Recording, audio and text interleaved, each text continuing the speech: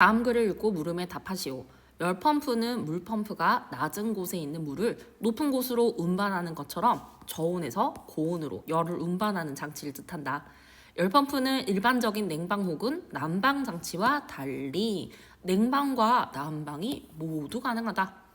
열펌프에서는 작동 유체인 냉매, 증발, 압축, 응축, 팽창으로 이루어진 순환 공정이 반복되는데 이 순환 공정을 냉매의 한 사이클이라 한다. 냉매가 증발기에 유입되면 냉매는 지열, 공장의 폐열 등 저온의 열원에서 증발기에 달려있는 열 교환기를 통해 열을 흡수하며 기체로 증발한다. 냉매 기체는 압축기로 들어가서 압축된다. 이때 냉매 기체를 압축하려면 전기 에너지를 투입해야 한다. 냉매 기체가 압축되면 매우 높은 온도와 큰 압력을 갖는다. 이후 냉매는 응축기로 유입되어 응축기에 달려있는 열 교환기를 통해 고온의 열원인 실내로 열을 방출하고 기체였던 냉매는 액체가 된다. 이때 실내로 방출된 열이 난방에 쓰인다. 응축기에 나온 냉매는 팽창 밸브를 지나면서 온도와 압력이 낮아져 처음에 증발기로 들어갔던 에너지와 동일한 양의 에너지를 갖고 다시 증발기로 들어간다. 이와 같이 일련의 순환 공정이 열펌프에서 냉매의 한 사이클이라고 한다. 선생님이 그림을 한번 그려보았는데요. 한 사이클 살펴보도록 하겠습니다. 증발기, 응축기, 팽창 밸브, 압축기 이렇게 있고요. 증발기는 저온 열원에서 열을 흡수를 하고 기체로 바뀝니다. 응축기는 고온 열원으로 열을 방출하고 액체로 되죠. 자, 각각 이렇게 이동을 하고요. 빨간색은 각각 이렇게 이동을 합니다. 이 사이에 역전 밸브도 있네요. 열펌프에 설치되어 있는 역전 밸브는 냉매의 흐름의 방향을 역으로 바꿀 수 있다.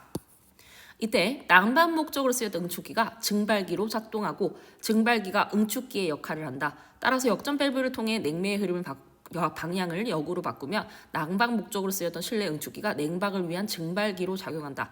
이를 통해 열펌프는 냉방과 난방이 모두 가능하게 된다. 그렇다면 열펌프의 성능은 어떻게 표현할 수 있을까? 열펌프는 저온의 열원에서 받은 열에너지와 압축 과정에서 투입되는 전기에너지, 이 두 가지 에너지의 합에 해당하는 열에너지를 난방에 사용한다. 따라서 고온의 열원에서 열을 받아 일을 수행하고 나머지 열을 저온 열원으로 방출하는 열기관의 성능평가 지수인 열효율로는 성능을 표현할 수 없다. 열기관의 열효율은 열기관의 고온의 열원에서 받은 열의 양 대비 수행한 일이다. 이와 달리 열펌프는 성적계수라는 성능평가 지수를 사용한다. 열펌프의 성능 한번 살펴보도록 할게요. 자, 고온 열원에서 받은 열분의 수행한 일이 되겠습니다. 자, 고온 열원에서 받은 열은요, 일수행 더하기 저온 열원으로 방출되는 그것이 되겠네요. 열펌프의 성적 계수는 고온 열원에서 열을 방출하는 부분인 고온부 성적 계수와 저온 열원에서 열을 흡수하는 부분인 저온부의 성적 계수 두 가지 함께 사용된다. COPH는 압축기에 투입된 전기 에너지당 고온의 열원으로 전달된 열의 양이다. 반면 COPC는 압축기에 투입된 전기 에너지당 저온 열원에서 열펌프로 전달된 열의 양이다. 열역학 제1법칙에 의하면 에너지는 그 형태가 변화할 수는 있지만 전체 양은 보존된다. 따라서 열펌프의 냉매가 한 사이클을 순환할 때 저온의 열원에서 열펌프로 공급된 열과 압축기에 투입한 전기에너지의 합은 고온의 열원으로 전달한 열의 열의 양이 된다. 이러한 관계식에서 양변을 투입된 전기에너지 양으로 나누면 COPH는 COPC의 1을 더한 값이다. 그림으로 나타내면 이렇게 되겠습니다. 좀 이따 이 그림도 사용하도록 하겠습니다. 이러한 관계는 COPH와 COPC 중 어느 하나가 바뀌면 다른 하나도 바뀌게 된다는 것을 의미합니다. 열펌프의 성적 계수를 향상하기 위해 복잡한 구조의 열펌프도 활발히 개발되고 있다. 복잡한 구조의 열펌프도 본질적으로는 위의 원리를 따른다. 열펌프는 냉방과 난방이 모두 가능하다. 또한 폐열을 사용할 수 있어 화석연료 고갈에 따른 에너지 문제를 해결하는 데 일조하는 장치로 각광받고 있다. 윗글에서 알 수 있는 내용으로 가장 적절한 것은 자, 그림을 그려왔죠. 그렇습니다. 열기관과 열펌프 모두 외부에 열을 방출합니다.